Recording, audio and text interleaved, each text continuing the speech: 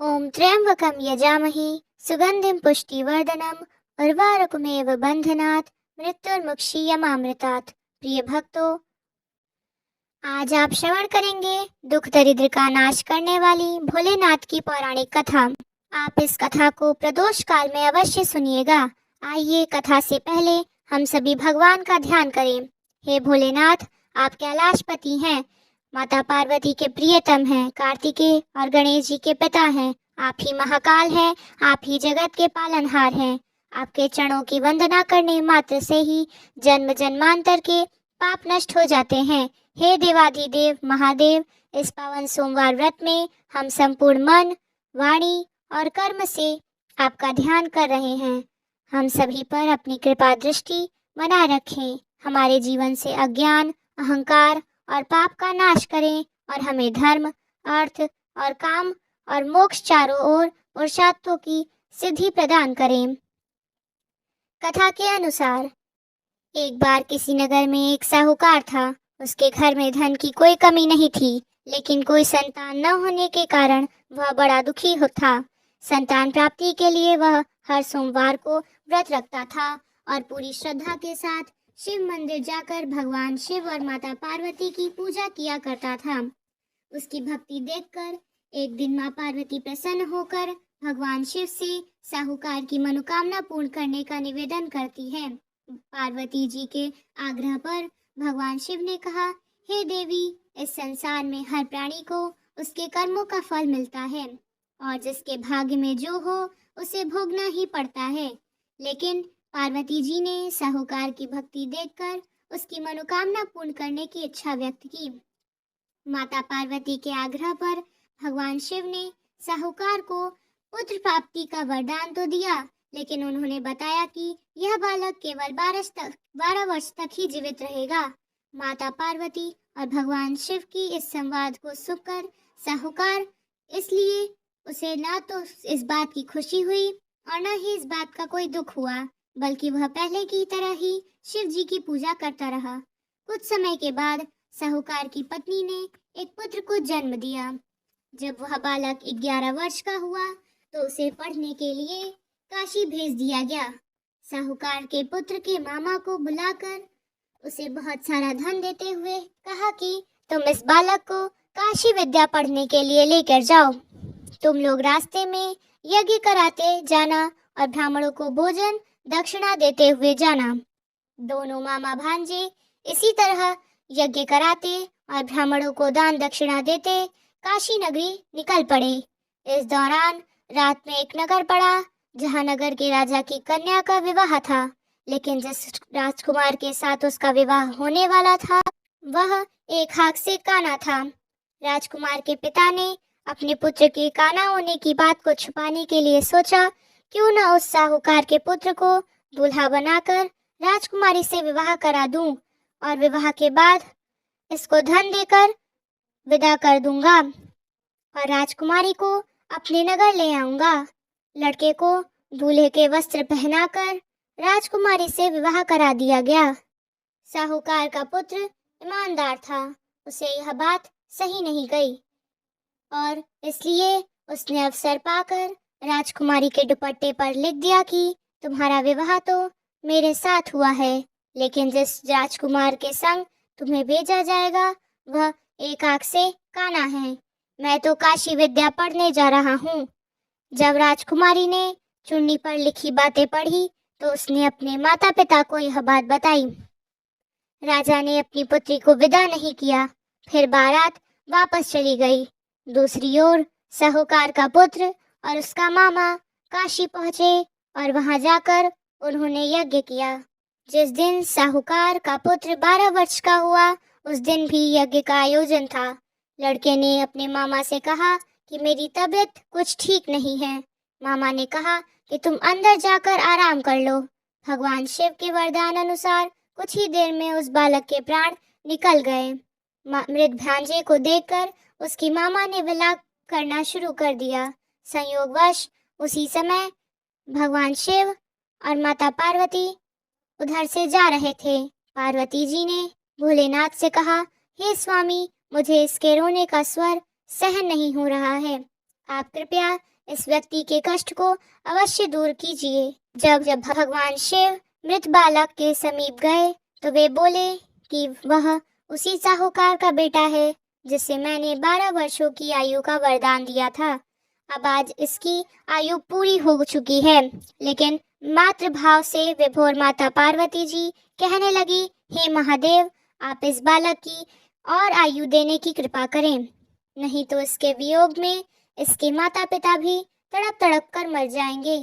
माता पार्वती के पुनः आग्रह पर भगवान शिव ने उस लड़के को जीवित होने का वरदान दिया। शिव जी की कृपा से वह लड़का जीवित हो गया। शिक्षित पूरित करके लड़का मामा के साथ अपने नगर की ओर वापस चल पड़ा। दोनों चलते हुए उसी नगर में पहुंचे जहां उसका विवाह हुआ था। उस नगर में भी उन्होंने यज्ञ का आयोजन किया। उस लड़के के ससुर ने उसे पहचान लिया और महल में ले जाकर उसकी खूब आवभगत की और अपनी पुत्री को धूमधाम से विदा कर दिया। इधर साहूकार और उसकी पत्नी भूखे प्यासे रहकर अपने बेटे की प्रतीक्षा कर रहे थे। उन्होंने प्रण कर रखा था कि अगर उन्हें अपने बेटे की मृत्यु का समाचार मिला तो वह भी प्राण त्याग देंगे।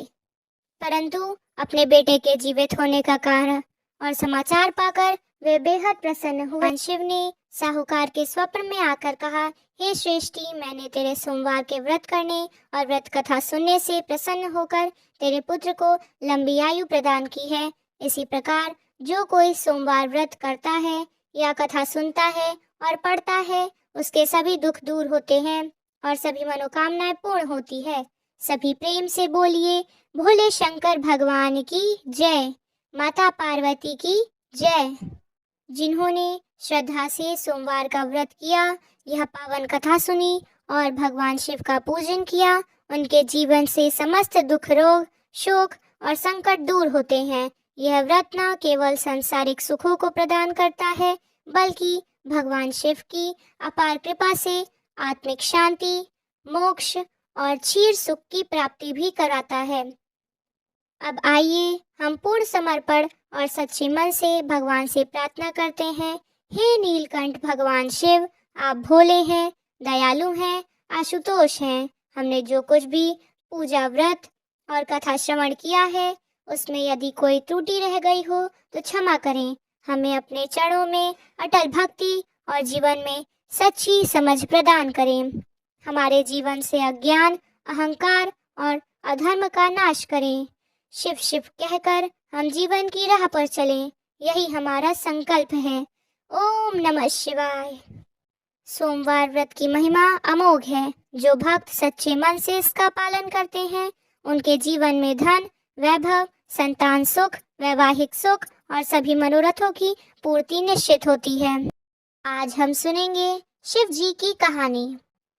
एक गांव में एक गरीब ब्राह्मण अपनी पत्नी व अपने पुत्र के साथ रहा करता था। उसके पुत्र का नाम सोमदत्त था।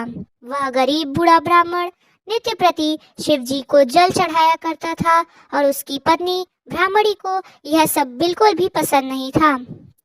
दरअसल ब्राह्मणी पहले बहुत पूजा पाठ करती थी, व्रत उपवास सब कुछ करती थी। इतना कुछ करने के बाद भी उसकी गरीबी दूर नहीं हो रही थी। जब ब्राह्मण जवान था तो कहीं से कथा सुनाकर पूजा पाठ करके दक्षिणा लाता, उसी से उसका गुजारा होता था।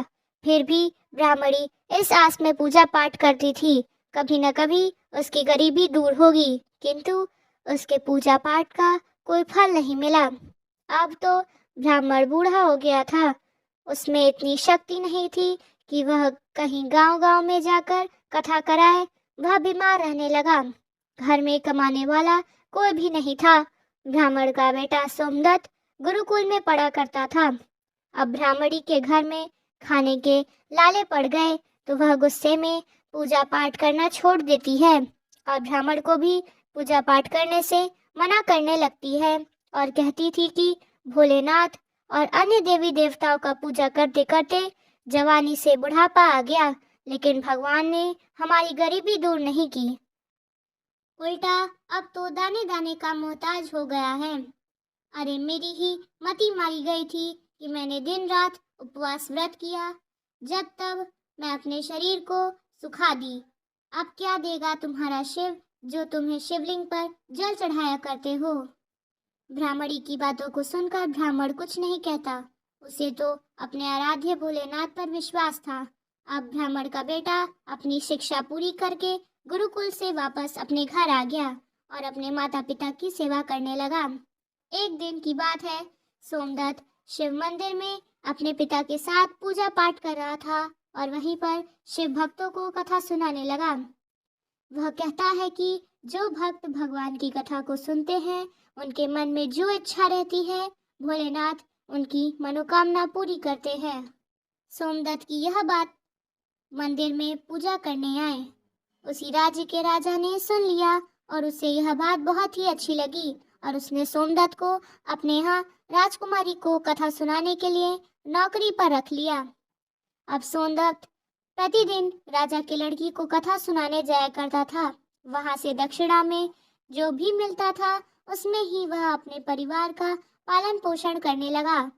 इस पर भी ब्राह्मणी खुश नहीं थी। उसने कहा, मुझे अपने बच्चे का भविष्य की चिंता है। हमारा जीवन तो जैसे तैसे कट गया, लेकिन मेरे पुत्र का जीवन अभी बाकी है।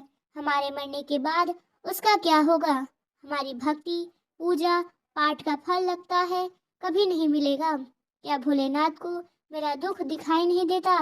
मेरा पुत्र राजा के घर से जो कुछ भी लेकर आता है, माना कि उससे हमारा पूरी परिवार का पेट भर जाता होगा, किंतु और भी आवश्यकताएं कैसी पूरी होंगी। ईश्वर ने अपनी आंखें क्यों बंद कर रखी हैं। क्या मेरे पुत्र को हमारे तरह ही गरीबी में रहना होगा। ब्राह्मण और ब्राह्मणी की यह करुण पुकार जब माता पार्वती ने सुना तो उन्होंने शिव जी से कहा, हे देव महेश्वर, आप सर्वज्ञ हैं। आप क्यों इन दोनों की परीक्षा ले रहे हैं। प्रभु ब्राह्मण आपका परम भक्त है। अब आप उसके दुख का नाश करें प्रभु, अन्यथा कोई ब्राह्मण भी आपका पूजा करना बंद न कर दे। कहीं उसके मन में आपके प्रति विश्वास समाप्त न हो जाए। भोलेनाथ ने कहा, हे देवी, आप चिंता न करें। मैंने उनके भाग्य का उदय बीज तो पहले ही बो दिया। अब हम दोनों को साथ में लक्ष्मी जी विष्णु जी को लेकर इस ब्राह्मण के घर जाने का समय आ गया।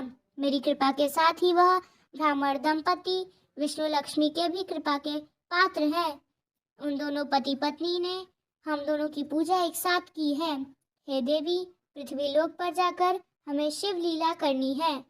अब शिव जी तुरंत माता पार्वती के साथ नंदी पर सवार होकर वैकुंठ लोक में जाते हैं, जहाँ दयानिधि भगवान विष्णु शेषनाग के सया पर विराजमान थे।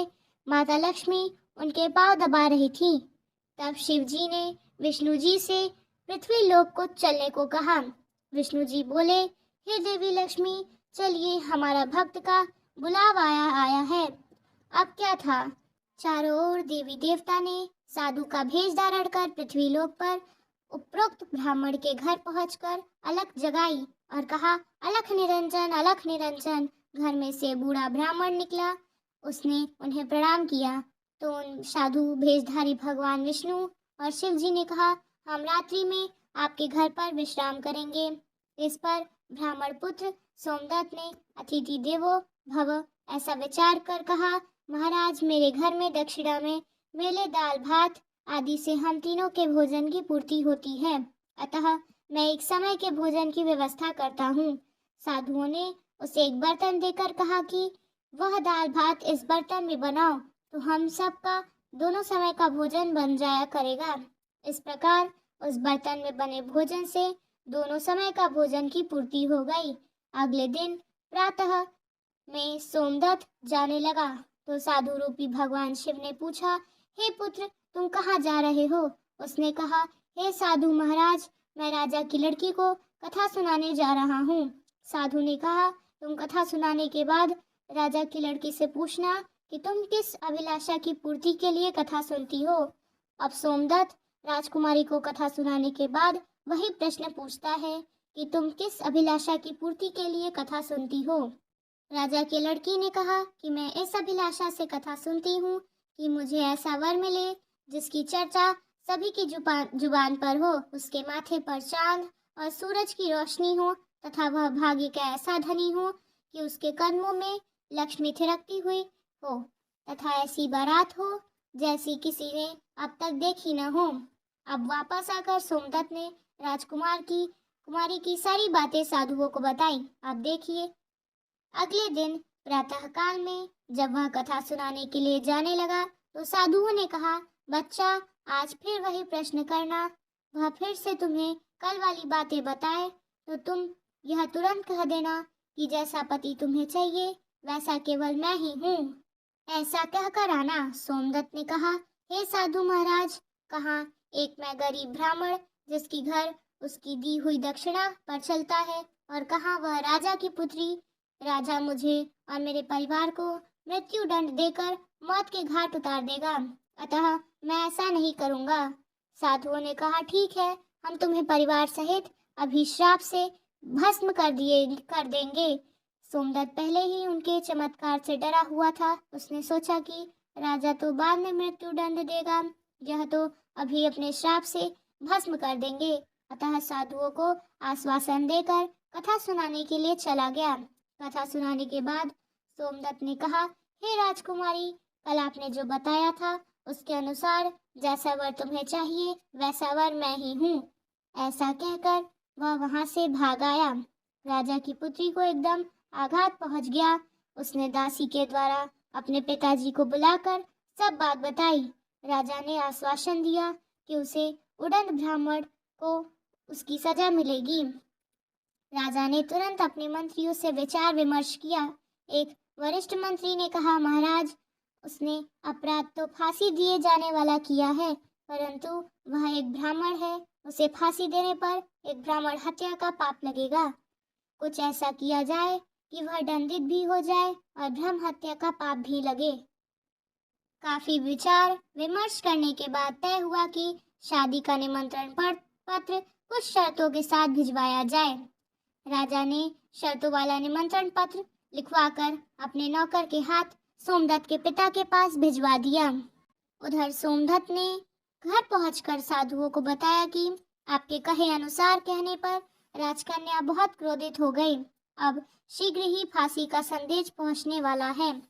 कुछ समय बाद नौकर निमंत्रण पत्र लेकर वहां पहुंच गया। साधुओं ने हलकारी को सम्मान सहित बिठाकर सोमदत्त को निमंत्रण पत्र पढ़कर सुनाने को कहा।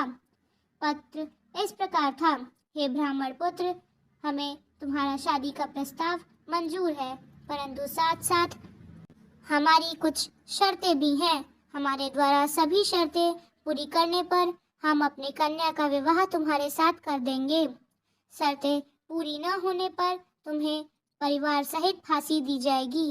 शर्तें इस प्रकार से हैं। पहला शर्त, बारातियों के ठहरने वाली सभी बारात घर तथा बनाए गए सभी तंबू बारातियों से भरे होने चाहिए। कोई भी तंबू खाली नहीं रहना चाहिए। दूसरा शर्त, बारातियों के आतिथ्य सत्कार में बनाई गई सभी खाद्य सामग्री उपयोग होनी चाहिए, कुछ भी बचना नहीं चाहिए। तीसरा शर्त, ऐसी अद्भुत बारात आनी चाहिए जिसकी प्रशंसा हर व्यक्ति के जुबान पर हो। बाराती आने पर यदि कोई भी शर्त अधूरी होगी तो बारात में आने वाले सभी बारातियों को फांसी दी जाएगी। पत्र पढ़कर सोमदत्त डर से कांपने लगा। साधुओं ने कहा, तुम डरो नहीं, नौकर को भोजन खिलाकर पत्र का उत्तर देकर विदा करो और पत्र में यह लिखो कि आप विवाह की तैयारी करें, हम फला दिन बारात लेकर आ रहे हैं। नौकर को भोजन में दाल भात परोसा गया। नौकर की थाली में चमत्कार से 36 प्रकार का भोजन बन गया। विदाई में साधुओं ने, जो कि भोलेनाथ और विष्णु जी थे, उसने मुट्ठी भर धन की राख व पत्र देकर विदा किया। बाहर आकर नौकर ने देखा कि वह राख नहीं बल्कि हीरे मोती हैं। वह बहुत खुश हुआ।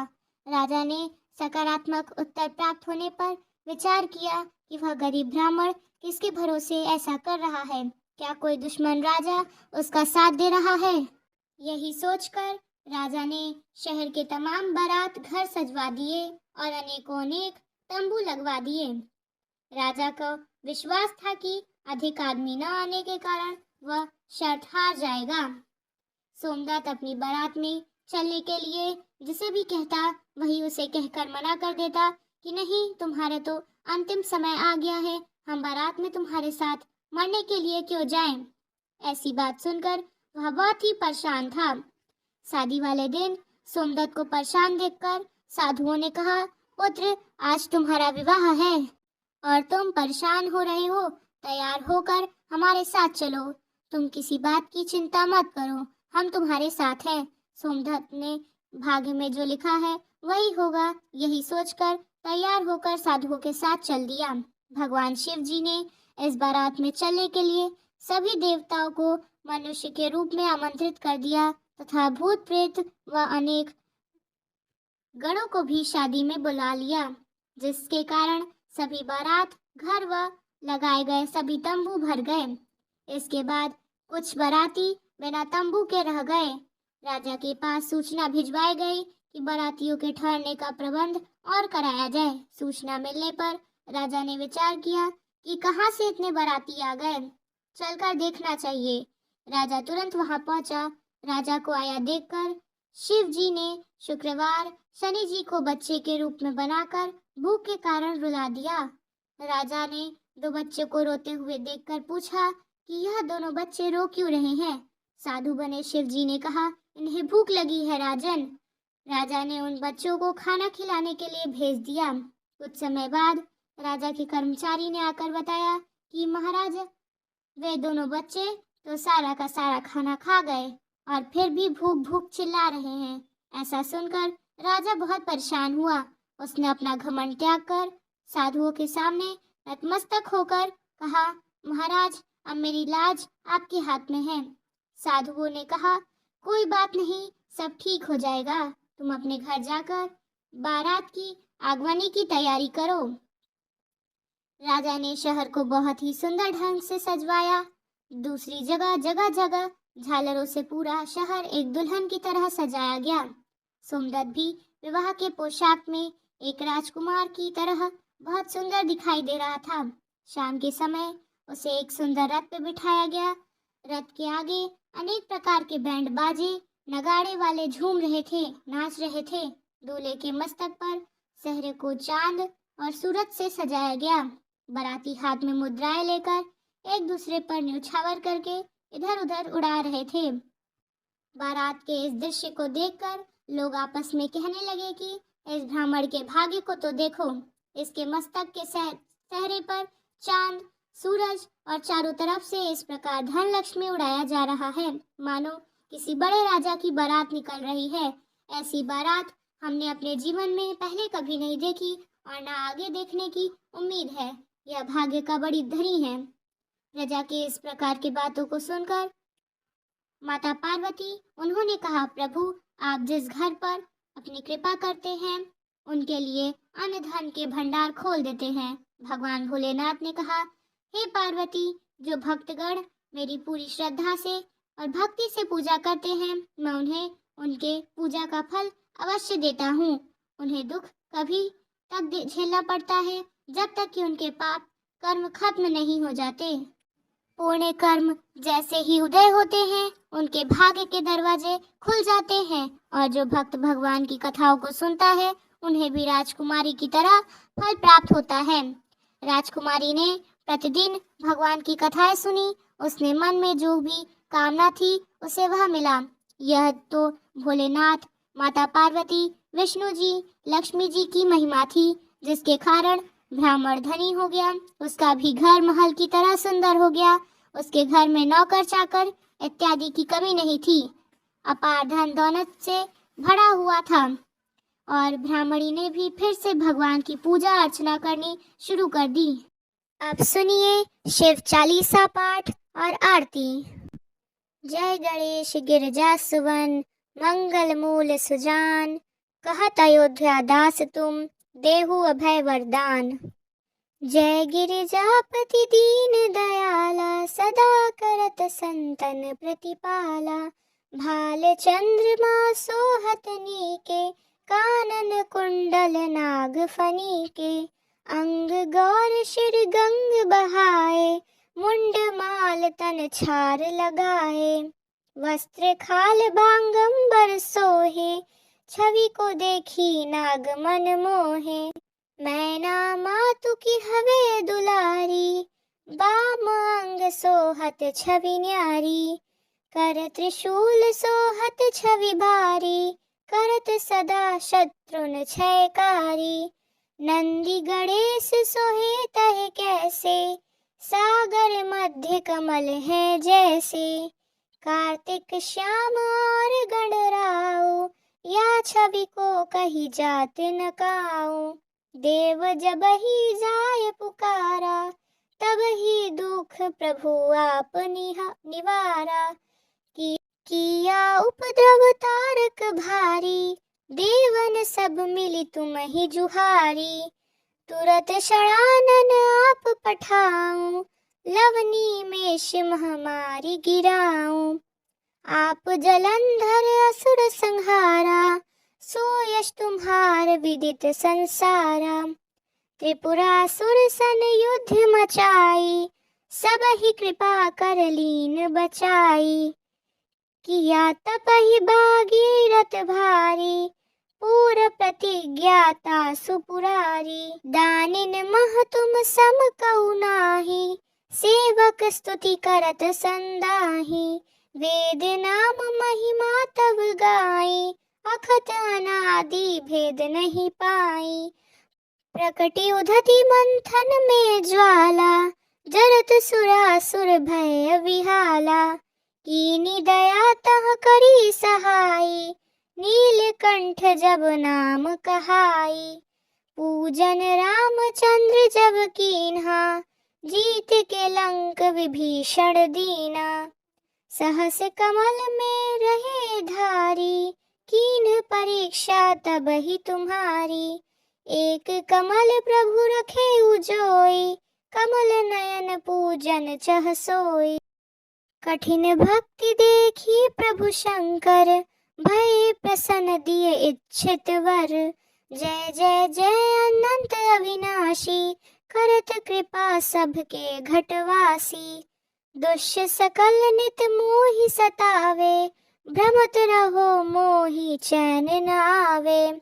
त्राहि त्राहि मैं नाथ पुकारो, यही अवसर मोहि आन उबारो। लै त्रिशूल शत्रुन को मारो, संकट से मोहि आन उबारो। मात पिता भ्राता सब होई, संकट में पूछत नहीं कोई। स्वामी एक है आस तुम्हारी, आए हरहु मम संकट भारी। धन निर्धन को देत सदा ही, जो कोई जाचे सो फल पाही। स्तुति के ही विधि करे तुम्हारी, क्षमहु नाथ अब चूक हमारी। शंकर हो संकट के नाशन, मंगल कारण विघ्न विनाशन। योगी यति मुनि ध्यान लगावे, शारद नारद शीश नवावे। नमो नमो जय नमः शिवाय, सुर ब्रह्म दिक्पार न पाए। जो यह पाठ करे मन लाई, तापर होत है शंभु सहाई। ऋषनीय जो कोई हो अधिकारी, पाठ करे सो पावन हारी।